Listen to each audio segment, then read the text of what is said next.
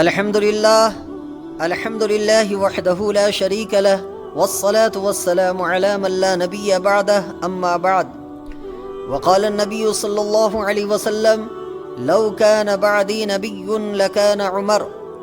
اللہ کے نبی صلی اللہ علیہ وسلم کا فرمان ہے کہ میرے بعد اگر کوئی نبی ہوتا تو عمر ہوتا۔ عمر کون تھے؟ حضرت عمر فاروق رضی اللہ تعالی عنہ کا شمار عرب کے بڑے بڑے بہادروں میں ہوتا تھا۔ اسلام قبول کرنے سے پہلے حضرت عمر رضی اللہ تعالی عنہ مسلمانوں کے سخت دشمن تھے اور رسول اللہ صلی اللہ علیہ وسلم کے قتل کی فکر میں رہتے تھے۔ ایک دن اسی ناپاک ارادے سے تلوار لٹکائے ہوئے چلے جا رہے تھے کہ راستے میں حضرت نعیم بن عبداللہ رضی اللہ تعالی عنہ مل گئے۔ انہوں نے پوچھا کہ عمر کہاں جا رہے ہو؟ کہنے لگے کہ محمد کو قتل کرنے، نعوذ باللہ۔ انہوں نے کہا کہ پہلے اپنے گھر کی تو خبر لے، تیری بہن اور بہنوئی دونوں مسلمان ہو چکے ہیں۔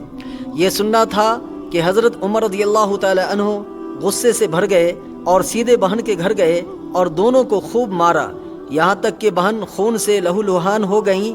اس مار پیٹ کے بعد جب حضرت عمر رضی اللہ تعالی عنہ کا غصہ کچھ ٹھنڈا ہوا تو انہوں نے کہا کہ مجھے وہ صحیفہ دکھاؤ جو تم لوگ پڑھ رہے تھے۔ بہن نے کہا کہ تم ناپاک ہو، غسل کیے بغیر اس کو ہاتھ نہیں لگا سکتے، لہٰذا انہوں نے غسل کیا اور بہن سے قرآن لے کر پڑھنا شروع کیا۔ قرآن پڑھتے ہی ان کی حالت بدل گئی، فوراً حضور پاک صلی اللہ علیہ وسلم کی خدمت میں حاضر ہوئے اور مسلمان ہو گئے۔ حضرات صحابہ کرام رضوان اللہ تعالی علیہم اجمعین کو آپ رضی اللہ تعالی عنہ کے اسلام لانے سے بے حد خوشی ہوئی اور اس زور سے اللہ اکبر کا نعرہ بلند کیا کہ سارا مکہ گونج اٹھا۔ حضرت عمر رضی اللہ تعالی عنہ کی بہادری سے کون ناواقف ہوگا؟ ساری دنیا ان کی شجاعت و دلیری کا اعتراف کرتی ہے۔ شروع اسلام میں مسلمان کعبہ کے پاس نماز نہیں پڑھ سکتے تھے، لیکن عمر فاروق رضی اللہ تعالی عنہ کی اسلام لاتے ہی مسلمان خانہ کعبہ میں کھلم کھلا نماز پڑھنے لگے۔ حضرت علی رضی اللہ تعالی عنہ فرماتے ہیں کہ میرے علم کے مطابق ہر ایک نے ہجرت چھپ کر کی، لیکن حضرت عمر رضی اللہ تعالی عنہ نے علی الاعلان ہجرت کی۔ جب انہوں نے ہجرت کا ارادہ فرمایا تو اپنی تلوار گلے میں لٹکائی اور اپنی کمان کندھے پر ڈالی اور بہت سارے تیر ہاتھ میں لے کر بیت اللہ کے پاس آئے اور اطمینان سے طواف کیا، اور پھر مقام ابراہیم کے پاس جا کر 2 رکعت نماز پڑھی۔ پھر مشرکین کی ایک ایک ٹولی میں گئے اور فرمایا کہ جو یہ چاہتا ہو کہ اس کی ماں اس کے مرنے پر روئے اور اس کی اولاد یتیم ہو جائے اور اس کی بیوی بیوہ ہو جائے، وہ مکہ سے باہر آ کر میرا مقابلہ کرے۔ اس کے بعد آپ رضی اللہ تعالی عنہ نے ہجرت کی، مگر کوئی بھی آپ کا پیچھا کرنے کی ہمت نہ کر سکا۔ حضرت عبداللہ ابن مسعود رضی اللہ تعالی عنہ فرماتے ہیں کہ عمر کا اسلام لانا مسلمانوں کی فتح تھی اور ان کی ہجرت مسلمانوں کی مدد تھی اور ان کی خلافت رحمت تھی۔ حضرت ابو بکر صدیق رضی اللہ تعالی عنہ کے انتقال کے بعد حضرت عمر فاروق رضی اللہ تعالی عنہ مسلمانوں کے دوسرے خلیفہ بنے۔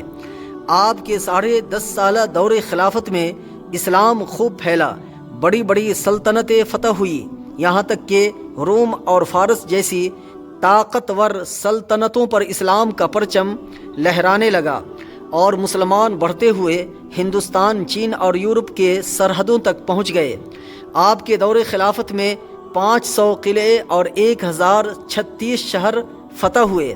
آپ رضی اللہ تعالی عنہ کی خلافت کا رقبہ 22.5 لاکھ مربع میل بیان کیا جاتا ہے۔ آپ کی فراست و دانائی اور ملکی انتظام اور فتوحات کو دیکھ کر ایک مشہور مستشرق مسٹر جیون کہتا ہے کہ اگر فاروق اعظم کی مزید 10 سال خلافت قائم رہتی تو پوری دنیا میں اسلام کے علاوہ کوئی دوسرا مذہب نہیں ہوتا۔ حضرت عمر رضی اللہ تعالی عنہ کی خلافت بعد کے حکام اور خلفاء کے لیے ایک مثالی نمونہ ہے۔ نماز فجر میں فیروز نامی عیسائی نے 26 ذی الحجہ کو آپ کو شدید زخمی کر دیا، جس کے 3 دن کے بعد آپ کی شہادت ہو گئی۔ محرم الحرام کی پہلی تاریخ کو حضرت صہیب رضی اللہ تعالی عنہ نے آپ کی نماز جنازہ پڑھائی اور روضہ اقدس میں تدفین ہوئی۔ حضرت عمر رضی اللہ تعالی عنہ نے اپنے دور خلافت میں بڑے بڑے کارنامے انجام دیے۔ انہوں نے باضابطہ طریقہ پر بیت المال کا نظام قائم کیے، ملکی پیمائش کا انتظام کیے، مردم شماری کرائی، جیل خانہ قائم کیے، فوج کے لیے دفتر نظام بنائے، راتوں کو گشت کر کے رعایا کے حال سے باخبر رہنے کا طریقہ نکالے، بے روزگار لوگوں کے لیے وظیفے مقرر کیے، جگہ جگہ نہریں کھدوائیں، نماز تراویح کو جماعت کے ساتھ پڑھنے کا اہتمام کیے۔ اسلام سے پہلے دریائے نیل ہر سال سوکھ جاتا تھا۔ مصر والوں کا عقیدہ تھا کہ ایک کماری لڑکی کی بلی کے بغیر دریائے نیل جاری نہیں ہوتا۔